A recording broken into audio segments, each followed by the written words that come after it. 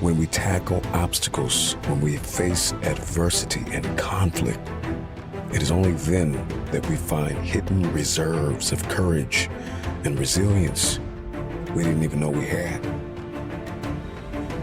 The future is hinged on your resiliency. So our wounds become wisdom because our perspective. We have a new program. It's called resiliency. What can I accomplish in the rain? Who can I become in the rain? What can I build? Under these conditions, resilience is based on compassion for ourselves as well as compassion for others. So I need you to realize that there will be bad days. There will be times that you feel like you have no earthly idea what your teacher or professor is talking about. But what you will never ever do is throw a pity party. What you will never ever do is tap out.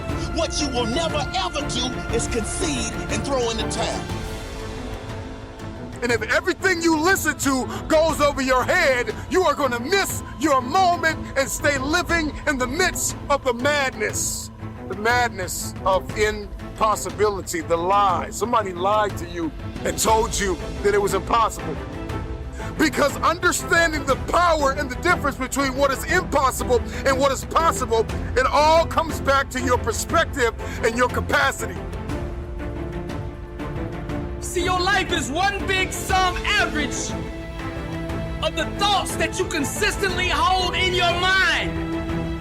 Your actions, your outcomes, your life is just one great mirror reflecting back to the world what you're thinking on the inside. All of the pain, all of the trauma, everything you have experienced, the turbulence, you have to garner up all of that hunger. I'm talking about you gotta think of everything you've ever wanted in your life, and you gotta put it toward that goal. And there are things that you have been called to do that no one on earth has ever done. I know what pain feels like. I know what disappointment looks like. And I don't like the look. I'm coming back for everything they told me I wanted. I'm gonna show the world that whatever is broke can truly be fixed. I'm gonna be great and better than anything you've ever seen.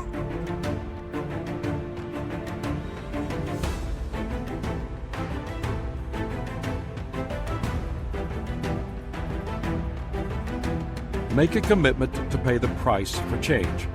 American dramatist and screenwriter Sidney Howard remarked, "One half of knowing what you want is knowing what you must give up before you get it."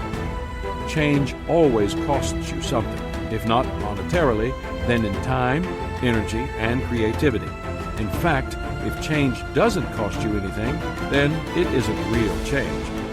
As you consider how to make the changes needed to improve and grow, it is important to measure the cost of change compared to the cost of the status quo. You have to do your homework. That often makes the difference between change equals growth and change equals grief. What will the changes you desire really cost you? Management expert Tom Peters gives a perspective on this. He suggests, don't rock the boat, sink it, and start over. If you desire to be creative and do something really innovative, that's sometimes what it takes. You must destroy the old to create something new. You cannot allow yourself to be paralyzed by the idea of change. 4. Change must happen within you before it can happen around you. I love the Peanuts comic strip by Charles Schulz, in which Lucy says to Charlie Brown, "I would like to change the world." "Where would you start?" Charlie Brown asks her. Lucy's simple reply, "I would start with you." I hate to say it, but our attitude is probably a lot more like Lucy's than we would want to admit. If we don't like something, we desire change for everyone other than us. We are resistant to change.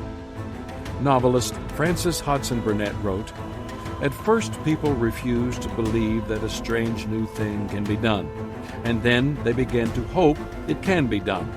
Then they see it can be done. Then it is done, and all the world wonders why it was not done centuries ago. Artist Andy Warhol observed, "They always say that time changes things, but you actually have to change them yourself."